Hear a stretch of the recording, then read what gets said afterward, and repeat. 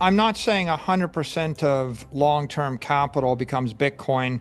What I'm really saying is long-term capital is like 450 trillion. I think there's 3% entropic lapse. There's 3% loss in that capital every year, either due to inflation or entropy, whether it's a financial asset or it's a physical asset. And that works out to 13 to 15 trillion dollars a year of inefficiency. And that's just people or institutions owning things, and the building falls down, the company fails, right, etc. The global financial system is unraveling, and Bitcoin's current price crash highlights a deeper truth. Entropy is inevitable. Each year, $13 to $15 trillion of the world's $450 trillion in capital vanishes due to inflation and inefficiency. Traditional assets erode over time, but Michael Saylor offers a bold solution: Bitcoin. With its finite supply and decentralized design, Bitcoin resists decay, standing as a fortress of value amid chaos. As institutions double down, could this resilient currency be the key to preserving global wealth? Let's explore Saylor's insights. Like, subscribe, and stay tuned for more. Thanks for joining us again. Enjoy the video. Do you know that if you went to China and you gave everybody in China the option to move their money to the US, not all of them would, but a lot would, enough so that the Chinese government makes it illegal to do so.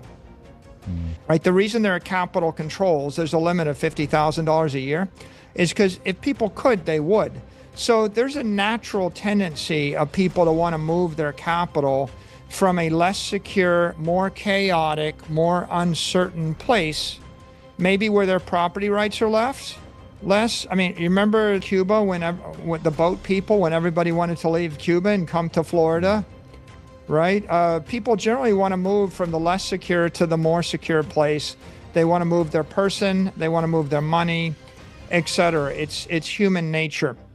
I think if we come to this siphon analogy, well, there's just so much energy that gets released when you move from an uncertain, unsafe environment to a more certain, safer, more sound environment. If I give you a stock option on the dollar bill, and I say, Tom, the dollar bill is zero volatility, but I'm going to give you an option to buy 10 more dollar bills for $1 for the next year. Well, what is the option worth? It's nothing, right? Because the dollar is going to be worth $1. I mean, so a stock option with no volatility is worthless. The Black-Scholes equation is the conventional way to value a stock option. Suffice it to say, when the volatility goes to 15, there's a little bit of optionality. When it goes to 60, there's a lot of optionality. When it goes to 120, the option's exploding in value. And let me give you the practical value of it. If you had $1,000 or $1 million, let's say $1 million, you have $1 million in the bank. Well, with zero volatility, you can probably get paid SOFR. So you're getting paid 4% to take the risk of holding dollars in the bank. 4%. When you hold that money in the S&P index with the volatility of the VIX or 15, you might get paid 12 to 15% interest to take the risk of holding one share of SPY, the index. When you hold a share of Bitcoin via IBIT or a Bitcoin, the volatility is 60. You might get paid 70%, 80% to hold that $1 million in Bitcoin, and you're taking the downside risk, but you're getting paid that call rate.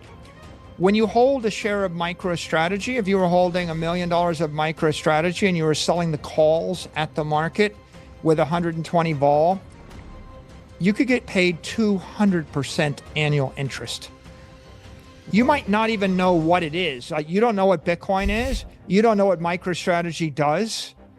All you know is that if it's not going to zero in the next 12 months, someone will pay you 200% interest. So your break-even point is 6 months, right? It's like, if I can hold it for 6 months and it doesn't go to zero, I'm getting paid 200%. I'm getting paid my money back. My break-even point is 6 months on something I don't understand. What I would say is Bitcoin is the first perfect money, the first monetary instrument in the history of the world that is a properly engineered store of value. The second best money is gold, and the second best money has a half-life of 30 years, and the first best money has a half-life of forever. And so the first best is so much better. Of course, intelligent physicists, economists that understand physics, or capitalists that understand physics are going to discover that. And as they discover that, they're going to buy it and build an industry around it and recapitalize on it. And they're going to draw concentric circles of other investors that I basically channel billions of dollars into the Bitcoin ecosystem, Tom, from investors that don't understand Bitcoin. They just want to do convertible arbitrage, or they want to do option trading. There are a lot of people that hate Bitcoin, and they come into the ecosystem because they just want to short my stock. So they short my stock and buy Bitcoin and create demand for Bitcoin, you see. So those are all secondary and tertiary investors. They have capital, they have money, and they want to play some game, whether it's short, long, trading, fixed income.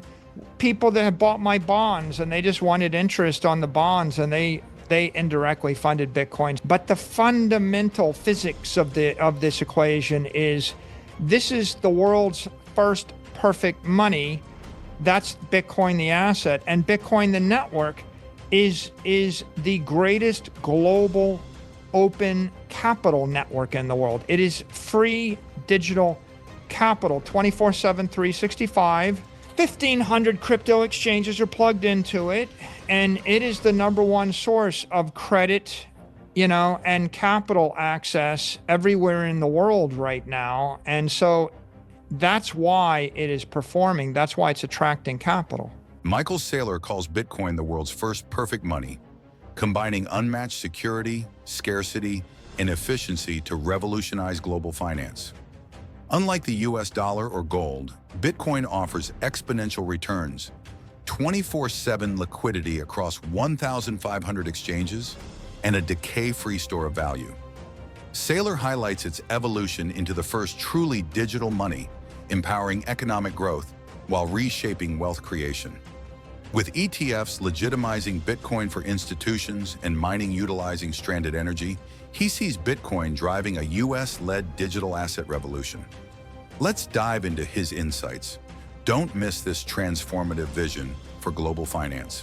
Because the ETFs are SEC 40 companies, that makes them investment trusts. And so a trust company is a special vehicle. It's constructed to own an asset and hold it in trust and not do anything other than hold it.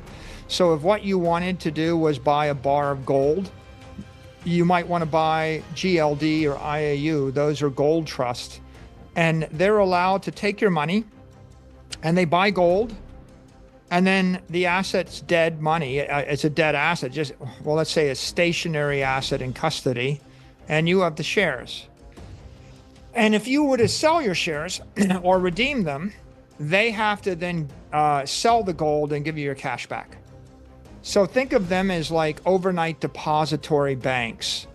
I could have $100 billion in that bank. It's overnight deposits. I invest it in gold or soybeans or oil. And then when you want to redeem, I sell the soybeans and the oil and the gold. I give you back your money. And I charge you 20 basis points fee every year. The network reward is a function of the block rewards of the miners, and they will continue between now and the year 2140, and the transaction fees. And the transaction fee economy is an open free market economy. If you want your transaction to be processed in the next 10 minutes, you have to be the high bidder. And there's only 5,000 slots.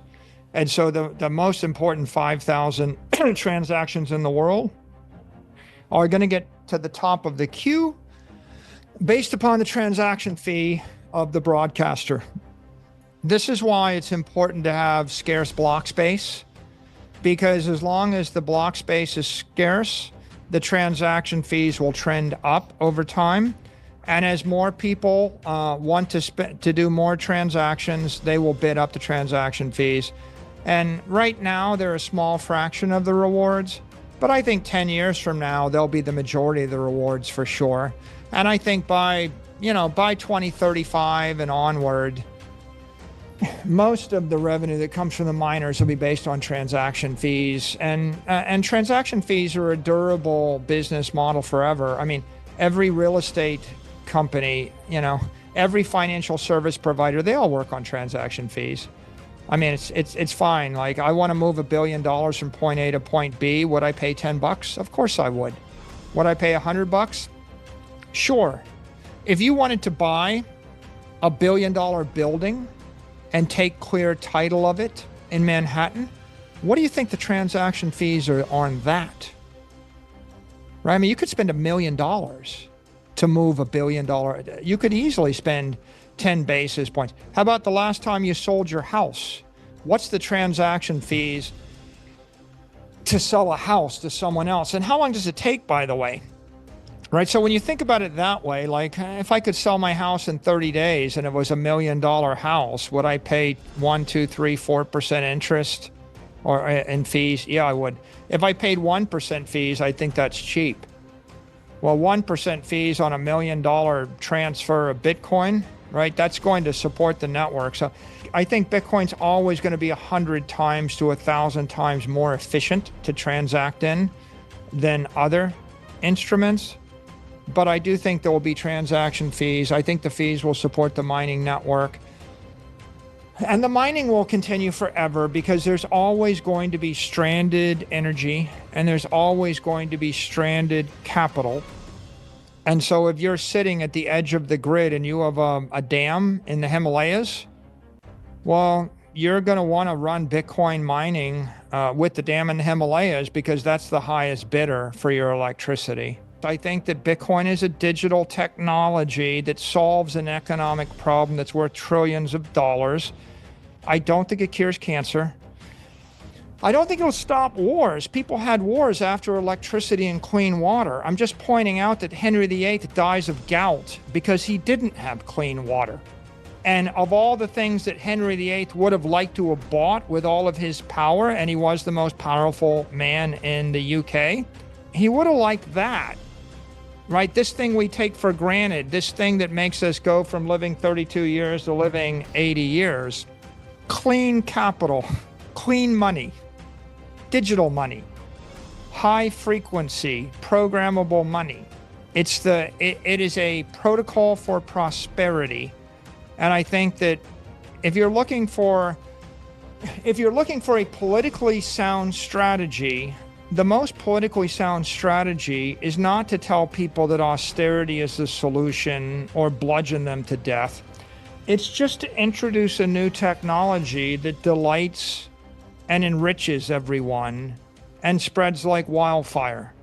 And I think Bitcoin is spreading like wildfire. I think that the US is now actually the worldwide leader in digital assets. I mean, we're going to catapult from being, 25, 30% of the way back from the pack, in the middle of the pack. We're going to catapult to number one because most of the rest of the world is fearful of innovation if they're fearful of getting ahead of the US. Michael Saylor's Bitcoin strategy is revolutionizing corporate finance, with MicroStrategy leading the way.